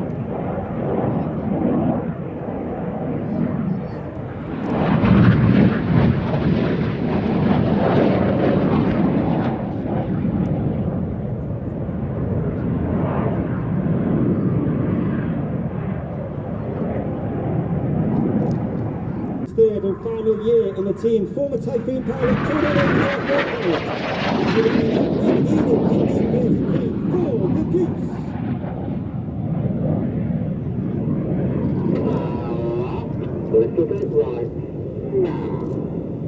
Red 9 climbing up, changing his shape from blue into white into red. As Paddy's in his third and final year. He's also qualified for the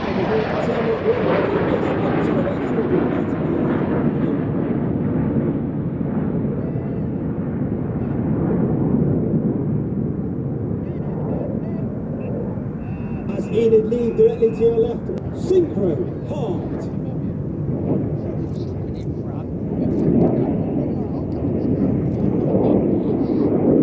And coming in from the top right hand side is Red 8 as he spears the heart. Red 8 is Flight Lieutenant Richard Walker, former Harrier pilot, former Typhoon pilot and qualified flying instructor on the Hawk T-Mark 2. And Red 3, Flight Lieutenant Dustin Wells, would like to dedicate today's heart to...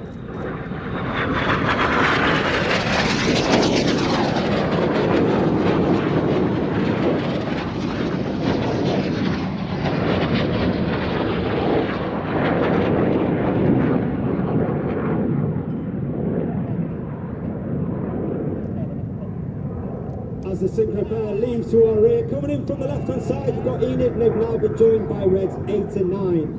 As Red Pull 1 pulls it up once again, over 450 miles per hour, he'll roll to the right. Get your cameras ready for the Vixen vertical break.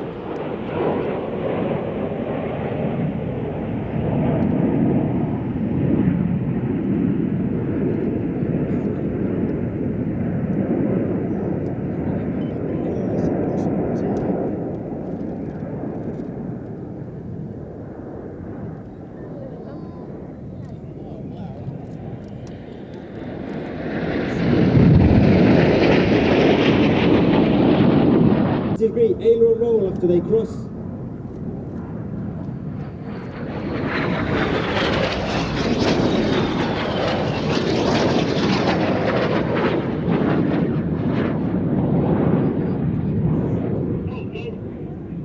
Pull go is the call from Red 6. Each aircraft now pull up.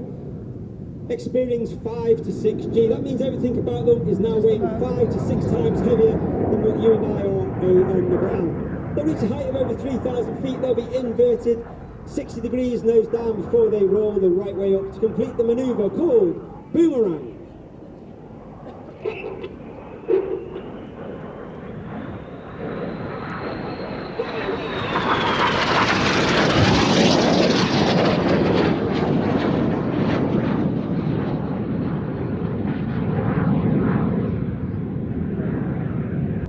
Conduct a barrel roll, leaving a snake-like smoke trail in the sky for the first part of the manoeuvre we like to call the Serpent.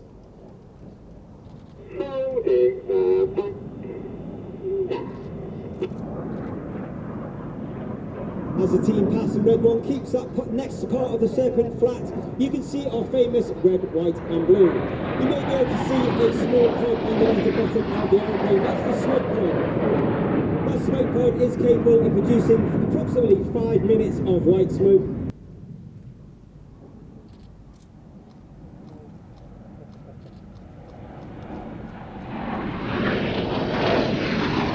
The motto of the Warbirds is ACT, which means excellence, and that means every member of the squadron, from the officer commanding right the way down to the newest member, is striving for excellence in everything that we do. And we also try to leave the squadron in a better place from whence we found it when we joined. He starts to ease up, and Red 6 is now pushing a negative G, and he starts to roll. So he's trying to conduct now a negative G barrel roll. Red 6 working extremely hard against that negative G, stopping the blood from rushing all the way into his head, as Red 7, 8 and 9 hold on as the barrel roll for the mirror roll.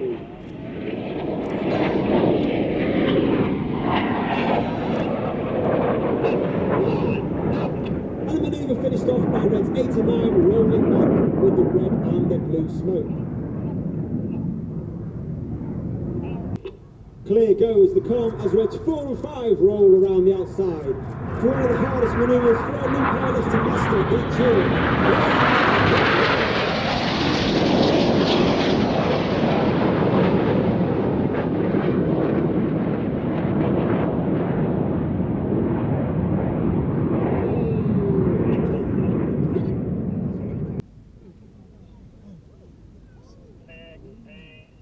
As Reds 8 and 9 complete their drawing in the sky of 60 to celebrate our 60 display season. Speed of over 800 miles per hour, looking to pass within only 30 meters of each other. 6 from the right, 7 from the left for the synchro double roll.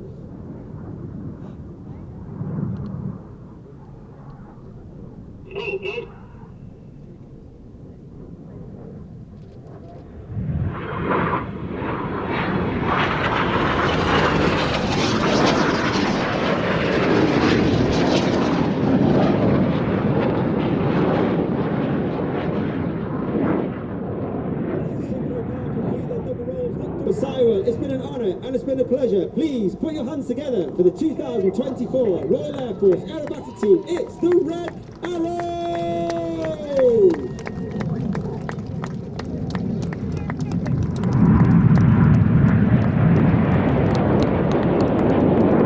Well, I certainly hope you've enjoyed the video. We've been watching the Sywell Airshow 2024. Thank you so much for watching, and don't forget, give it a subscribe, give it a like, all that good stuff. And also, hey, we've got something very special for you. We've got a couple of special offers, so stay right where you are for this. Hi, it's Stu Bear from Airshow World, and I'm very proud to announce our sponsor, the Kent and Sussex Tea and Coffee Company. And for viewers of Airshow World, you can get 15% off from the world's best tea and coffee company. Plus, you'll be helping Airshow World grow. Just use the code Airshow. That's the Kent and Sussex Tea and Coffee Company.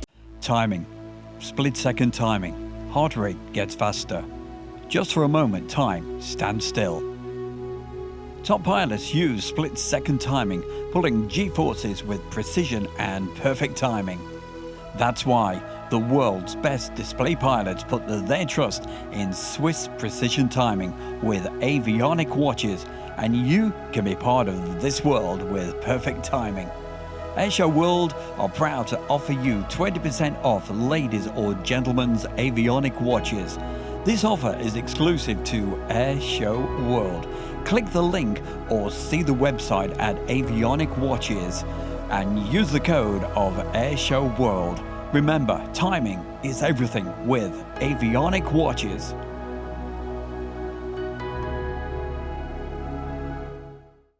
Welcome along to our brand new YouTube channel, The Travelling Bear with Stu Bear. We'll be taking you to some amazing locations while we travel around. We have scenic videos with relaxing music, cycling adventures, camping locations, and some great documentaries, plus lots more. So join us on the Traveling Bear with Stu Bear YouTube channel and subscribe for free right now.